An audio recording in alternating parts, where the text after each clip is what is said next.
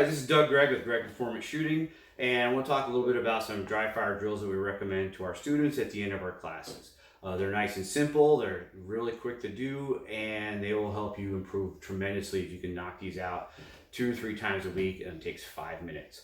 Before we get into the actual drills, if you can, get little actual dry fire targets such as these to actually use to practice with at home.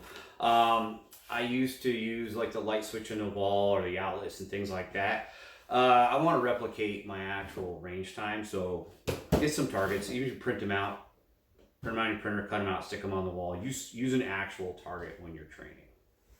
All right, the first drill I want to talk about that I recommend to students is the wall drill. And we're going to detail a lot more when we actually perform the drill. But what I like about the wall drill is that it's a time to sit there and concentrate on all your fundamentals. It's not for speed, it's not for time, it's not for showboating or anything like that. This drill is 100% on all the fundamentals, getting in your good stance, getting a good presentation with the gun, getting a good trigger press, lining up those sights, and making sure that the front sight's not moving when you're pressing the trigger.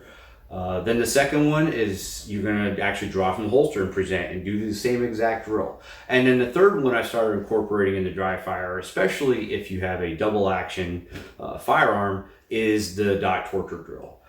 If you have a cool fire trainer, the dot torture drill even works a lot better with that felt recoil, but double action works really good. And then if you have to use just a regular striker fire, it's still a good drill because it's giving you something to do other than just aiming at something on the wall and shooting at it. So, all right, the first dry fire drill that I want to go over is called the wall drill. It's the very first dry fire drill I go over with all my students, and it's the one I recommend the most. Before we get into it, I want to talk about what are we trying to do with this dry fire drill. I'm trying to refine my fundamentals. I'm not just arbitrarily just throwing my gun out there and pressing the trigger just so I can say I dry fired. The wall drill is a fundamentals drill. I want to concentrate on my stance. I want to concentrate on my presentation with the gun, my grip. I want to grip the gun as if I'm actually shooting. Trigger press, sight alignment, and everything. This is not about draw speed. This is not about split times. This is not about anything like that. This is a chance for you to sit back and look at your fundamentals and make sure that they're all, where you want them to be and where they should be. So the first thing I'm going to do is just let me make sure that my gun is empty. It is. And then I want to find a wall in my house that has nothing on it. I want no distractions. I want some place where I don't have family around me, I don't have dogs, I don't have kids, I don't want pictures on the wall. All I want to be able to concentrate on is that front sight, and that's it. Then I'm going to go ahead and I'm just going to figure out how close I need to be to the wall. I'm going to just stick the gun out as if I'm shooting and bring it so it's just short of touching the wall. The reason being is if I have any type of recoil anticipation in my dry fire practice, this is going to show me when I'm doing it, because as I press the trigger, I'm going to hit the wall. And if you hit the wall with the gun, it's going to leave a grease ring, and then who's in trouble for putting a grease ring on the wall? Which I just did with the grease ring on my finger. So, I'm going to cock the gun. I'm going to extend it. First thing I'm going to do is get in my good stance. I'm going to make sure that I'm just in the same stance as I would be if I was out shooting. And then I'm going to extend the gun out as if I was actually out on the range. I'm going to grip the gun just as hard if I was actually shooting. I'm going to look at the sights, and while I'm trying to line up the sights and trying to get the front sight right in the middle of the window of the rear sight, go ahead, place my finger on the trigger, and when sights are lined up right where I want them to be, slowly press, and nothing should move. And do this like 5 or 6 times. 5 or 6 times, 2 to 3 times a week, and this is really going to help improve your fundamentals greatly. Again, make it count. I'd rather see you do this 5 times, thinking about your stance, presentation, grip, trigger press, sight alignment, all that, instead of just sitting there and just throwing the gun out 10 times and not really thinking about what you're doing. Remember, what we're trying to do is improve our fundamentals while we're not out on the range and not using ammunition, using our time at home, 5 to 10 minutes a day, 2 to 3 times a week, and that's all you need. Okay, so in addition to the wall drill, where we start out where the gun is already presented out in front of us, we're going to add now drawing from the holster to this. Or if you don't have a holster yet and you still want to learn how to advance this, is first you can start out here from a ready position, or a lot of people say position number 3 in the draw stroke. And do the same thing as we were doing before. Just extend out, prep the trigger, see the sights, and press. And the gun should not move. And then you can add drawing from the holster into that.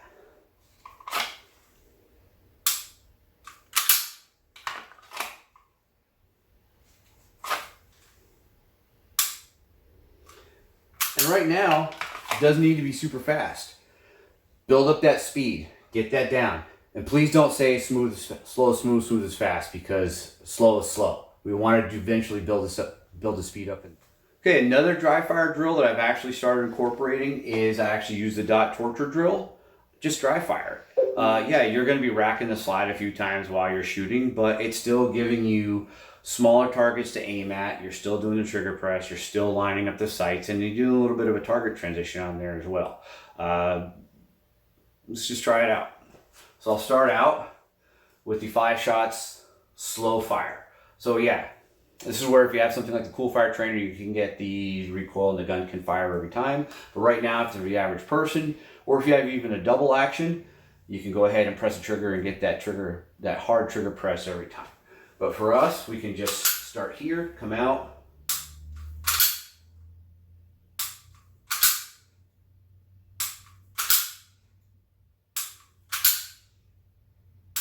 and get the 5 down. Then you can move on to where you draw in 1 shot. Set done.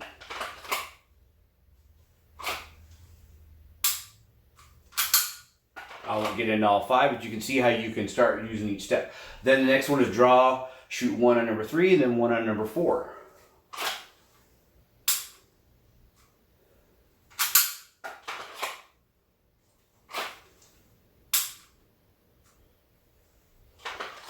Again, am I getting full recoil? Not getting any recoil right now. Am I getting a complete trigger press? I am pressing the trigger. I'm not getting the slack taken out and things like that. But what I'm getting is driving the gun from the different positions. I am getting drawing from the holster. And it helps break up the monotony of just standing there and aiming at a light switch on your wall while you're doing dry fire practice.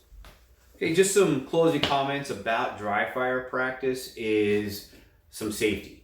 I always want to make sure that my firearm is unloaded. I always want to make sure that there's no ammunition in that room, and I will physically say to myself and say out loud before I start my dry fire training that I am starting my dry fire training, my gun is unloaded.